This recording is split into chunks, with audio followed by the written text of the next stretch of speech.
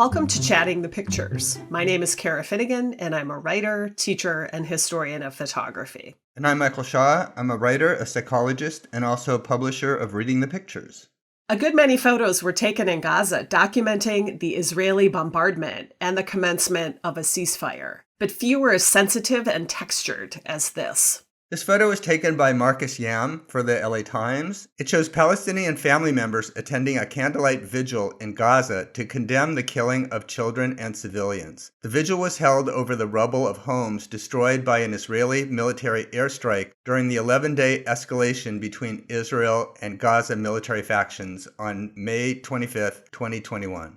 Marcus Yam is well known for his incredible work in terms of human rights journalism, work he has conducted both in Gaza and elsewhere. And this is really a strangely beautiful and complex image from him. Even though your eye is drawn to that lit corner in the lower left, I find myself really lingering at the blue of the other 3/4 of the image. Blue is traditionally a calming color. It's typically a soothing color. And here you even have that blue casted moonlight. But here, what Yam is doing is setting up that contrast between this very calming color, this beautiful moonlit night, and the utter destruction that you find all around.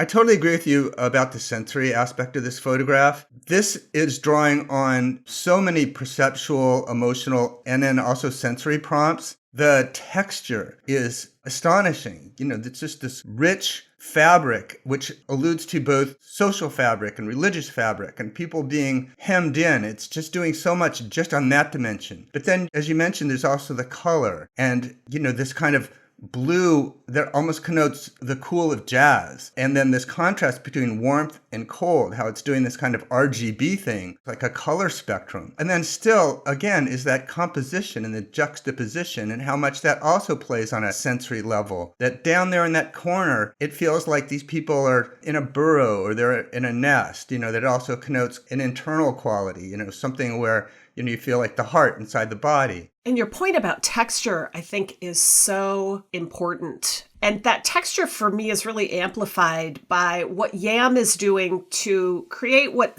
feels to me like a really short depth of field. In other words, the front and the back do not seem very far apart from each other, do they? And that really has this visual effect of collapsing the foreground and the background in a way that really echoes the actual collapse of everything around the small group of people. So that short depth of field, I think, is both literal, but it's also, as you suggested earlier, it's also metaphorical. And to me, that's what draws you, again, as you said, to this small space that's lit in the corners. You said sort of the heart and the body. You have people who are isolated from their surroundings, but they're gathered together. You have candles. It's a very ad hoc, but intimate space, children, blankets, right? Those ad hoc materials kind of contrasting with this destruction of the landscape of concrete and rebar outside. I don't really know what to make of it, but my eye keeps bouncing back and forth between those lit candles on that makeshift table and the moonlight. And so the photo just really forces your eye and then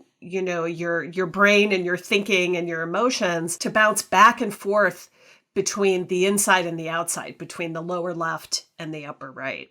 I'd say this photo and others from Gaza are even more powerful given where things are now, with the intense fighting and then the sudden ceasefire leaving everything very uncertain.